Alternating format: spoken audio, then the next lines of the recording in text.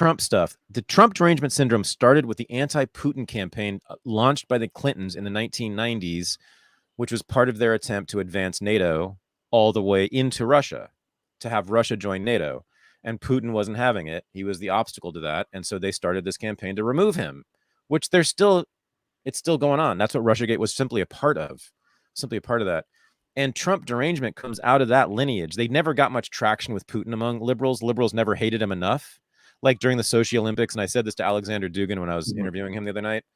During the Sochi Olympics, the Democrats try to like go after Putin as being a homophobe, which got some traction with liberals, but they weren't like passionately anti-Putin. They didn't care enough, nor should they, because it made no sense.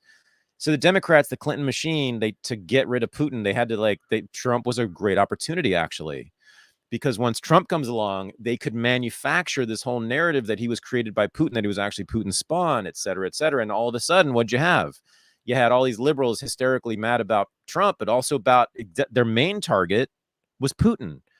The Clinton-Obama machine didn't give a shit about Trump. They cared about Putin having power in Europe, Putin being there, blocking the expansion of NATO, most importantly, Putin blocking U.S. ambitions in the Middle East, right, by funding Iran and Assad, blocking a U.S. foreign policy in the Middle East, et cetera.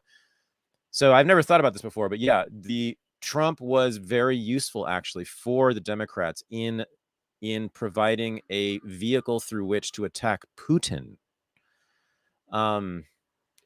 It's amazing. I keep saying this, but it's amazing how domestic politics, when you're inside the dominant superpower, almost always ends up linking back to foreign policy.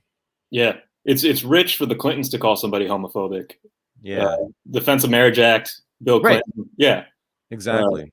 Pro-family until 2013, 2014, all the way. Exactly. I know how she flipped on that. That was like maybe the only time the NPR ever did any good journalism was when Terry Gross had Hillary Clinton on Fresh Air and grilled her about her flip-flop on gay marriage. I think Terry Gross did that because it's like the only issue she's passionate about is gay marriage for some reason. So she really stuck with Hillary on that one. She was really quite cross with Hillary about flipping on gay marriage. Everything else was fine, the bombing of Libya, whatever. No grilling ever on that. But boy, if you cross us on gay marriage, we're going to really go after you on NPR and ask you why, really hard, many times, why you changed your mind on this fundamental issue. And Clinton, in that interview, as I recall, could not own up to it. Yeah, I think she pulled a Kamala just like this. I think she went after her. Like, that's very unprofessional of you. I think that was the tone. It was, yeah. Yeah, that's right. So pathetic. These people.